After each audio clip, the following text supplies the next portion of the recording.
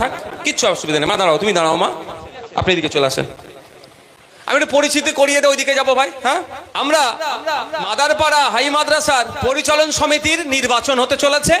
অভিভাবক প্রতিনিধি মাদ্রাসার মধ্যে 6 জন থাকে। সেই নির্বাচনে আমরা অংশগ্রহণ করেছি। আমাদের যেগুলো প্রার্থী আছেন এবং যে সিরিয়াল নাম্বারগুলো আছে, আপনারা যারা ভোটার আছেন এখানে, গার্জিয়ান বা যারা এসে পৌঁছাতে পারেনি তাদেরকে একটু পৌঁছে দেবেন, পারবেন তো ভাই? প্রথম কত নম্বর? 2 নম্বর। 2 নম্বর সিরিয়ালে আলী আকবর মোল্লা, হাত তোলো, সামনের দিকে এগিয়ে আসো।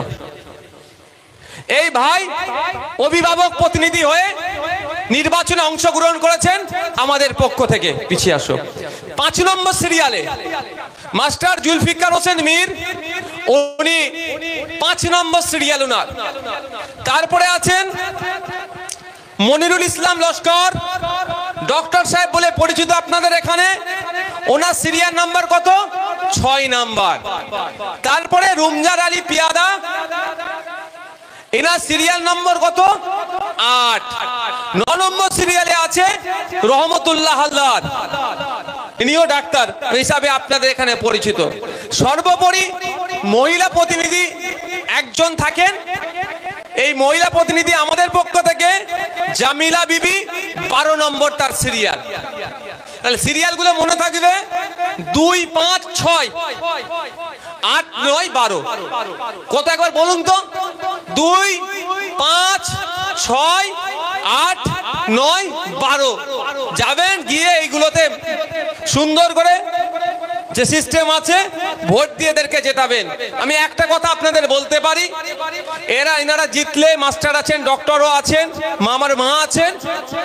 আমরা শুধুমাত্র ওখানে গিয়ে আমরা প্রতিনিধি বলে সব আমরা করবো এই ধরনের ব্যাপার নয়। শিক্ষকদের সাথে নিয়ে শিক্ষার শিক্ষা প্রতিষ্ঠানে আমরা আমূল পরিবর্তন করার চেষ্টা করব। এটা ভাববেন না প্রতিনিধি মানে মাস্টারদের আর কোনো কথা চলবে না।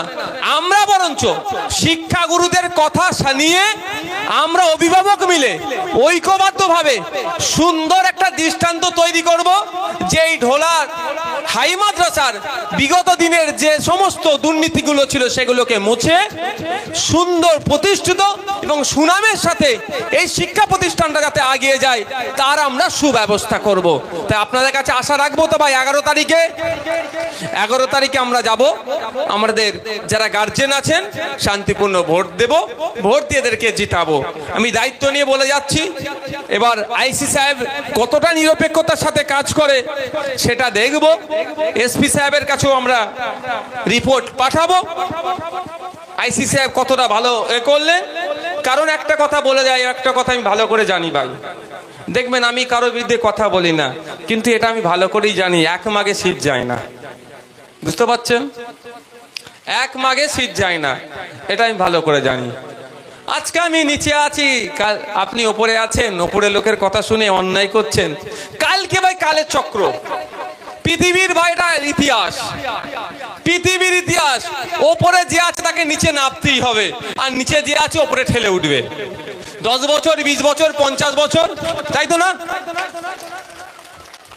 60 বছর চাকরি করতে হবে, এটা মাথায় রাখে যেন, এটা মাথায় রাখতে হবে।